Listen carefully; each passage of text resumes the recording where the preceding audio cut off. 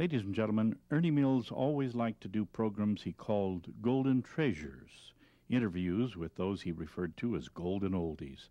Today's report from Santa Fe was originally broadcast in June of 1995. It is an interview with author Frank Waters, who died on June 2nd of 1995, shortly after this program was videotaped. Ernie Mills died on February 26th, 2003. This was one of Ernie's favorite shows. Here now is Ernie Mills paying tribute to author Frank Waters. No single work of New Mexico author Frank Waters can describe the achievements of this accomplished gentleman. His legacy is a lifetime of good works and contributions that have made our world a much better place to live. Report from Santa Fe interviewed Frank Waters not too long ago, and we hope that show conveys the depth, kindness, gentleness, and humor of one of New Mexico's golden treasures. Frank Waters died Saturday, June 2nd, at the age of 92.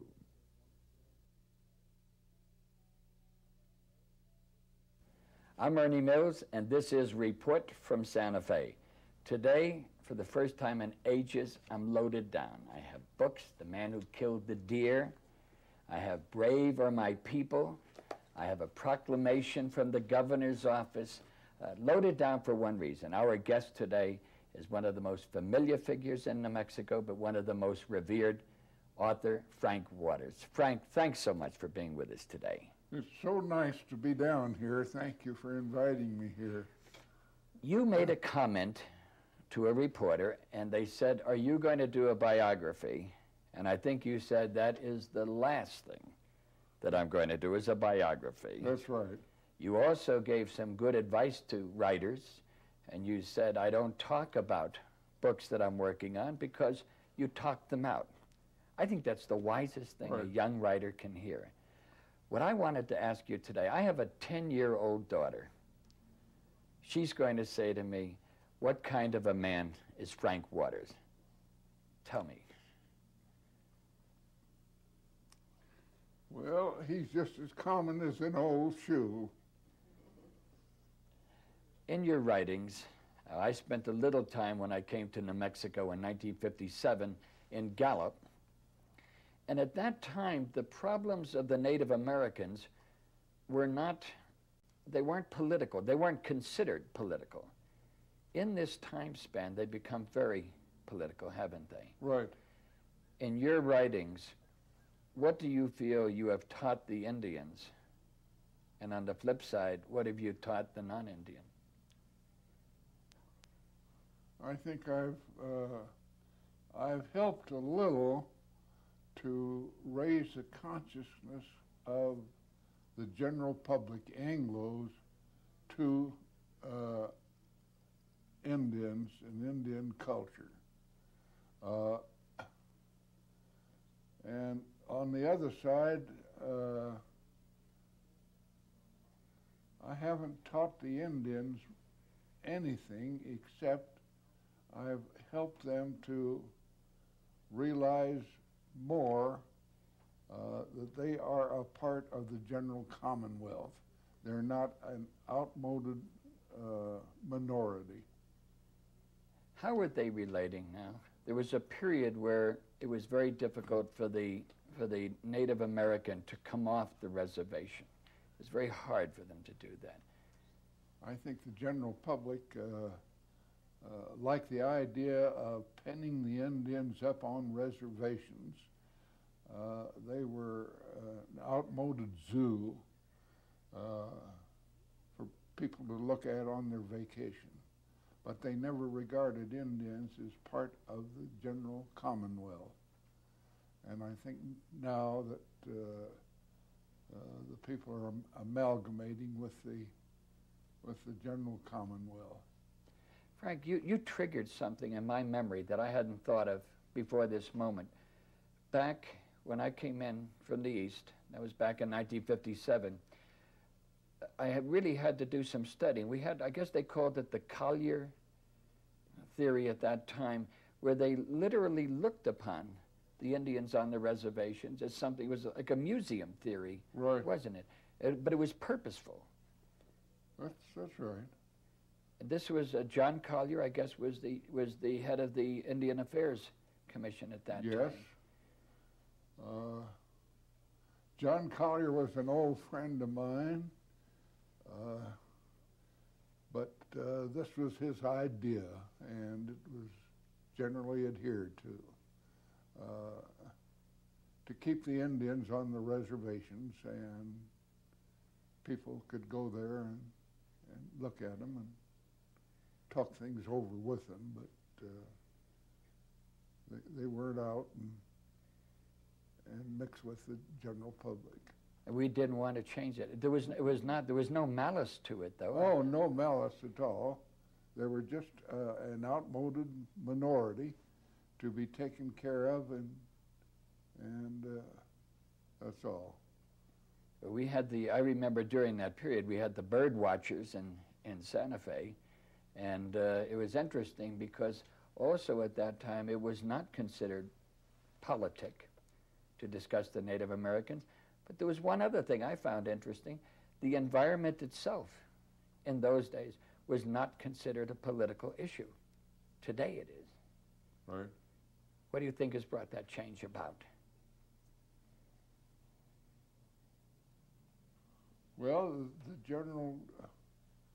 general destructiveness of the land. We are destroying the land. Our developers are moving in on all unoccupied land, and land is now a precious commodity. If you were starting your writing all over again, would you have changed anything? No, I don't think so. Change comes slowly, and I didn't know what was going to happen, so I was just going with the flow. Little things, a few things at a time. Tell us a little bit about your background coming out here. I know when I came out, there was no purpose in my coming specifically to New Mexico. I stopped. Someone said we had a newspaper. You were a newspaper editor for a period. Yeah. And someone said, I need help for about 6 months. And I decided to stay for a short period of time and never left. I guess, as you say, that's going with the tide. Tell us about your background. How did it start out here? Well, I was born in Colorado Springs, and I had gone to, lived in New York for a short time, lived in California, Los Angeles for a short time, and several places on the Mexican border. And when I was going through the Southwest generally, I ran into Taos in New Mexico and in Taos, and I thought this is a great place, so I settled there. And for a year and a half, I was editor of that little Taos newspaper. It was called then El Crepusculo. And I later became a director of the New Mexico Arts Commission when it was first established, and I lived in Santa Fe, and I got acquainted with the state in general. You worked for a while for the Los Alamos Laboratory. Right. Right. Tell us about that period. Was that during the 40s? About the time we were just finding out about the lab? No, I think this was a little later.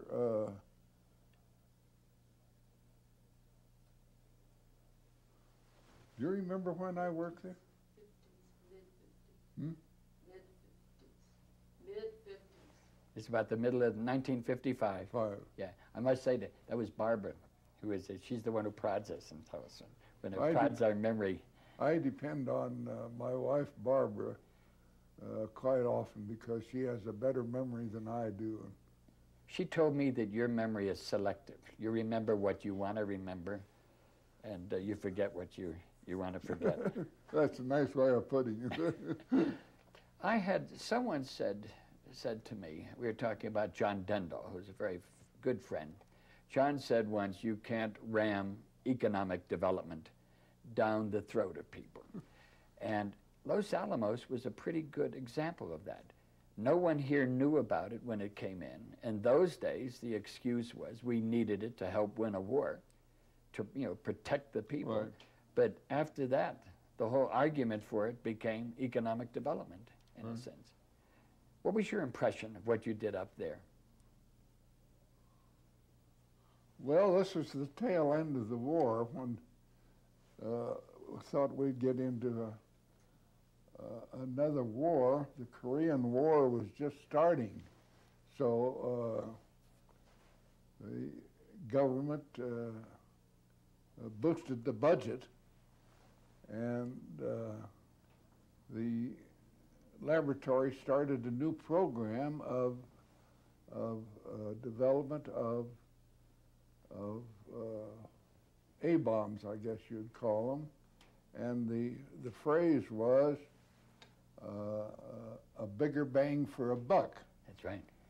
And they were boosting the power of a bomb all the time. We were talking about the H-bomb then. Remember? H-bomb, A-bomb, and the H-bomb. And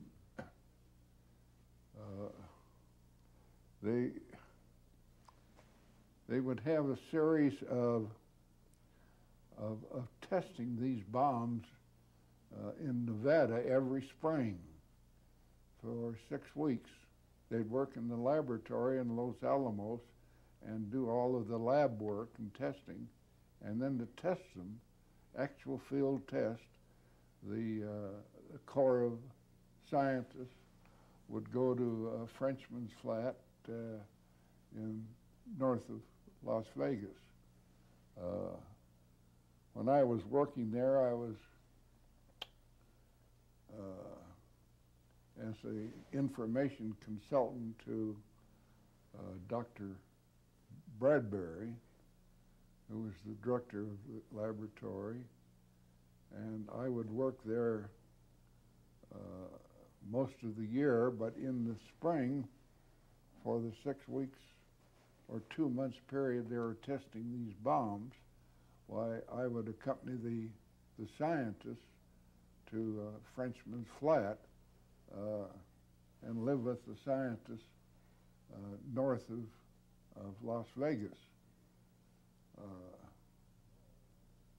As a result, I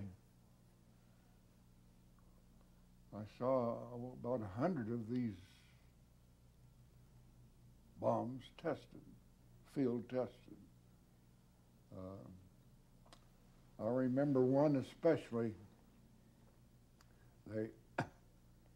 A house was built, a 3-room house, and it was completely furnished. And they had a family of dummies in that house, and the father and the mother and the 2 little children playing on the floor, and the father in his easy chair reading the newspaper, and the wife sitting in the armchair doing her knitting or embroidery. And this, they had the hired girl come in, the neighbor girl, to come in to wash the dishes, and it was a nice, normal household. And suddenly, the A-bomb was dropped on that house. And in an instant, everything was vanished. There was there was no debris left at all. It was just completely gone, illustrating the power of these new bombs. Disruptive power. Very destructive. And I think this is a very drastic, realistic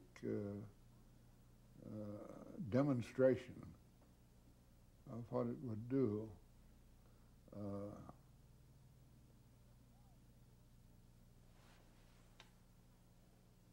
There was a newspaper reporter and very enterprising man, and he showed up a day later with a dummy, and that was the older son, Hank, of this family. And he said, well, what happened to your family? Well, he said, the government, they just took the family for a test for the A-bomb. Really, that's interesting. We had a lot of friends in those days that worked with the laboratory. A lot of, I say old-timers. And one of the things that I had, in things I've read about you recently, we look back to some of the great characters that we knew. I had, my little one recently went up to the Elliott Barker camp, and I know you knew the Barker brothers, so to speak. And he was a good listener and viewer of mine, and we did a show once, and he said, he said, I've outlived, well, basically what he said, I'm a man without enemy. And he said, I've outlived the SOBs. And Elliott was remarkable that way. Do you miss some of the characters, the old characters we knew? Here in Santa Fe, the Tommy Massioni, the bird watchers. Yes, I occasionally do, yeah.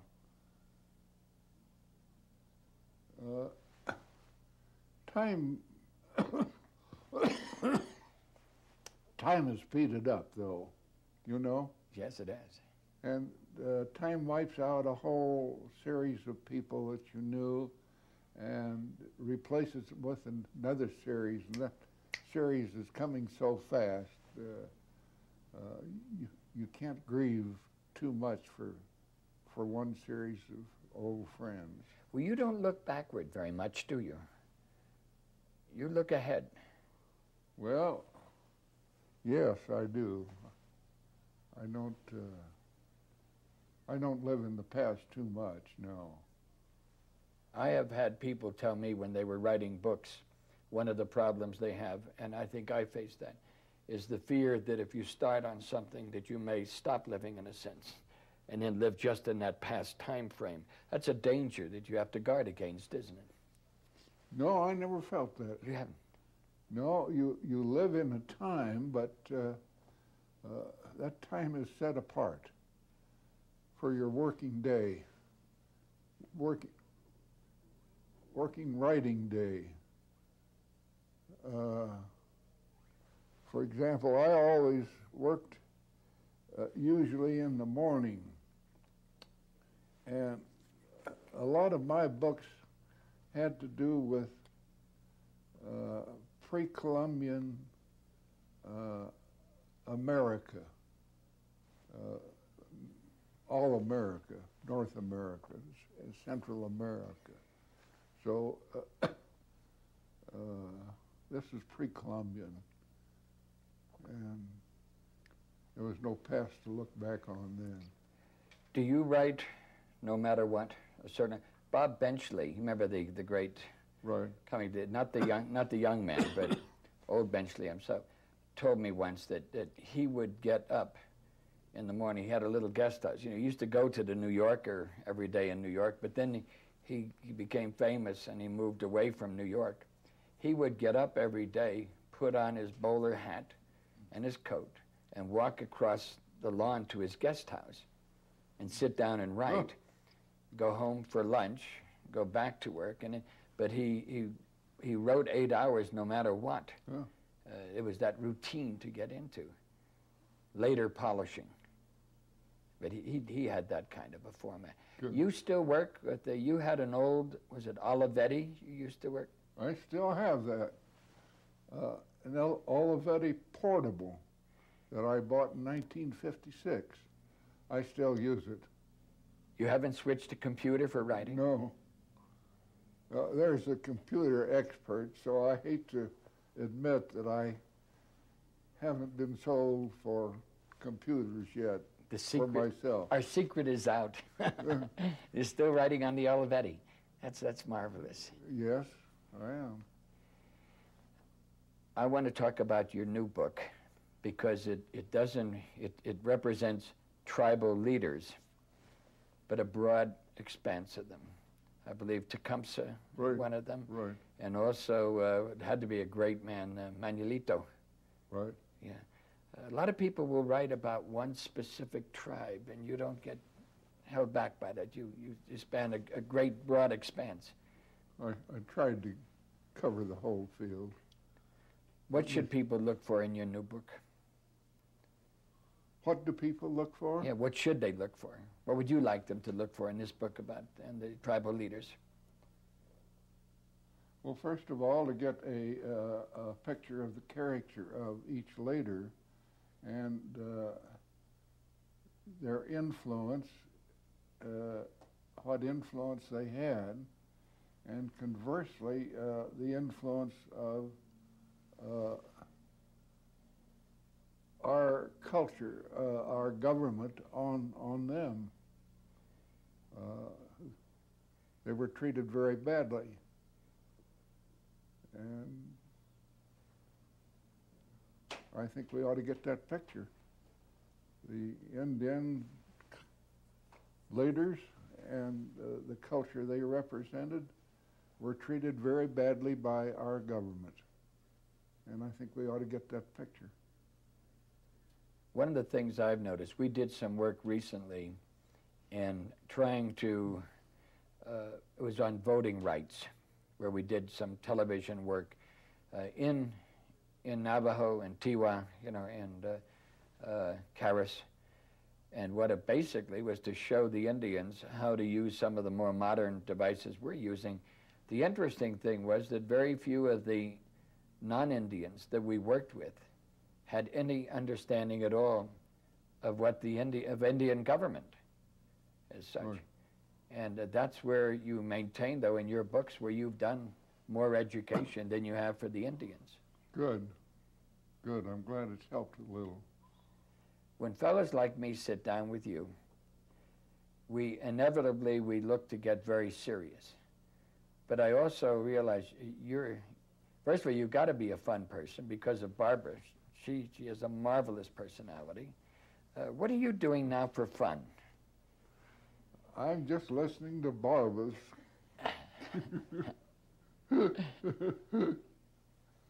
But you do. You've always been a fun-loving person. You've loved our environment out here. Right. Well, Barbara's fun. She keeps me laughing and so on. Have you fallen prey yet to television? Do you watch much of it? Barbara, can you answer this? Huh? They were stolen. Yeah, we live in Tucson in the wintertime, and somebody that had rented that house while we were gone in Taos had left us a beautiful television set, and we used that and enjoyed it, but our house was broken into and they took the television set. So right now we're without a... Now you're back to Barbara. Right. We've been talking. I went, you had a birthday party this past week, and I watched you sign. It had to be anywhere from 500 to 1,000 autographs. I thought your arm would fall off. Then I was watching, while you were writing, signing the books, I watched the birthday cake start to melt in the Santa Fe sun, and we all joined in singing, happy birthday, Frank. Right. Part of the proceeds on this are going to be used to establish part of the land you have up in Taos for young writers. Right. Tell us a little about that, Frank. Well, Barbara really should talk about that because she conceived the idea and she is organizing it and managing it. But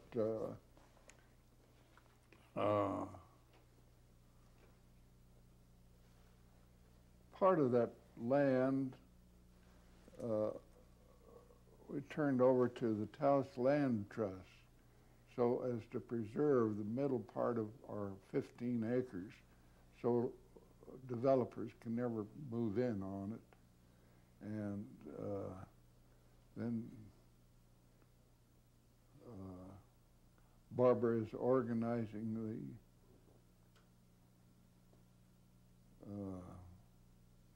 my memories, what do they call it? Frank Waters Foundation. The Frank Waters Foundation. Had trouble with the name, did we?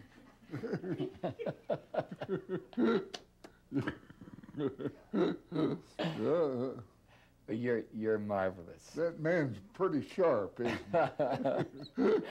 Frank, we're going to read on the show the proclamation.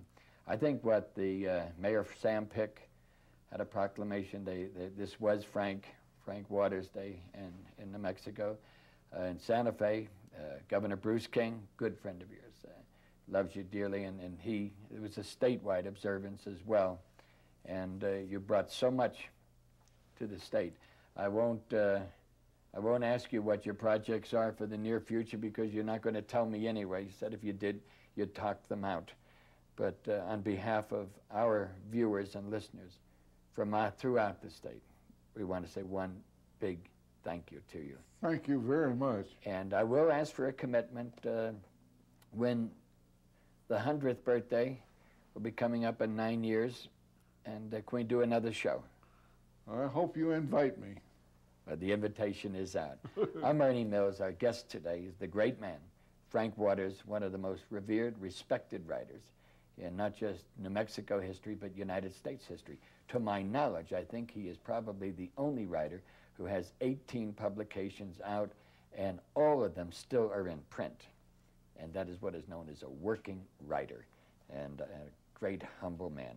I'm Ernie Mills. We want to thank you for being with us on Report from Santa Fe. This show is dedicated to the memory of Golden Treasure Frank Waters and his lovely wife Barbara, and to all who are much better human beings because of his works. Ladies and gentlemen, this report from Santa Fe was first broadcast in June of 1995.